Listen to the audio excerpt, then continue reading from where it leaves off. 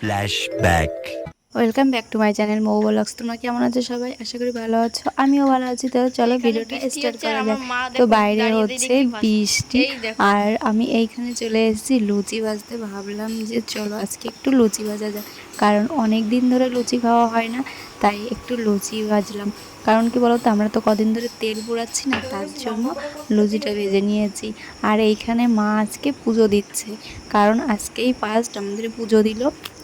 আমাদের যেহেতু ইটা কেটে গেছে, মানে আমাদের 13 দিন হয়ে গেছে, তো তার জন্য আজকে মা পুজো দিচ্ছে। আর আমি একটু দোকান ঘরের দিক যাচ্ছি, কারণ দোকান ঘরে কেউ এখন দোকানে নেই, বাবা একটু হাঁসদের খেতে দিতে গেছে, তার জন্য আমি চলে আসলাম দোকানে। আর এইখানে দেখো, তারপরে দোকানে আমি অনেকক্ষণই বসেছিলাম, বসে থাকার পরে তারপরে চলে এসেছি এইখানে পাট শাক কাটতে, কারণ মা এনেছে মাঠ থেকে পাট শাক। অনেক দিন পাট শাক খাওয়া হয় না, যেহেতু পাট শাকগুলো বড় হয়ে যাচ্ছে গাছগুলো, আর পরে খাওয়াও হবে না। আর এইখানে মা পেঁয়াজ রসুন সব কিছু কেটে রেখেছে। আর আজকে বাড়িতে কি হবে তাহলে তোমরা তো বুঝতেই পারছো, কারণ তো আমরা অনেক দিন ধরে আজকে অনেক কিছু খাওয়া দাওয়া হয়নি, তার জন্য মা পাট শাক এনেছে। তাই আমি পাট শাকগুলো ধুয়ে তারপরে কেটে রাখছি, যাতে কাজটা একটু এগোনো যায়। আর আজকে বাড়িতে হবে হচ্ছে মাংস। কিসের মাংস তোমরা তো জানো যে কিসের মাংস হতে চলেছে। আমাদের বাড়িতে আজকে হাঁসের মাংস রান্না হবে। আর হাঁসের মাংস তো খেতে আমাদের বাড়িতে সবাই ভালোবাসে, কিন্তু আমার খেলে একটু অসুবিধা হয়, আমার চোখে অ্যালার্জি উঠে যায়, তার জন্য আমার একটু কম কম খাওয়া লাগে।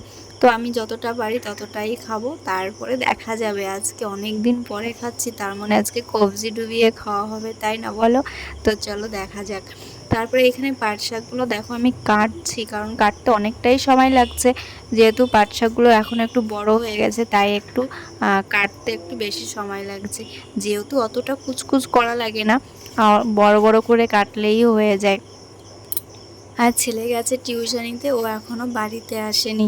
ও আসলে যদি দেখে আজকে বাড়িতে মাংস হচ্ছে তাহলে ভীষণ খুশি হবে, কারণ ও তো মাংস খেতে ভীষণ ভালোবাসে। আর এই কয়দিন ও যে কি কষ্ট হয়েছে সেটা আমিই জানি। আর হচ্ছে ওর বাপের, ওরা একদম নিরামিষ ভাত খেতে পারে না। নিরামিষ কি, আমাদের বাড়িতে তো সব সিদ্ধই চলেছে।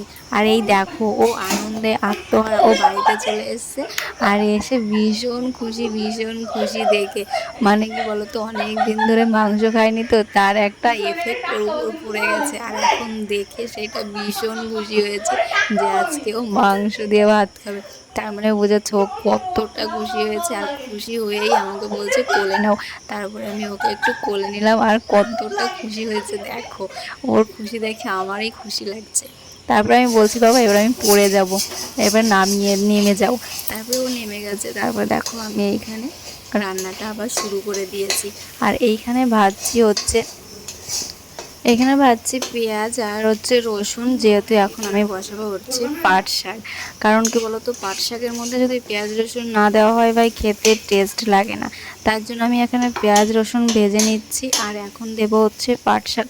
পাট শাকটা আগে আমি হচ্ছে একটু ভেজে হচ্ছে হালকা একটু নরম করে নিয়েছি, সিদ্ধ করে নিয়েছি। তারপরে আমি মশলাটা ভেজে তার মধ্যে আবার ওটা দিয়ে দেবো। আর এখানে আলু রয়েছে, আর পাশে রয়েছে হচ্ছে মশলা। তো সেই মশলাগুলো চলো তোমাদের দেখাচ্ছি। এই দেখো, এই যে হচ্ছে চিকেনের মশলা।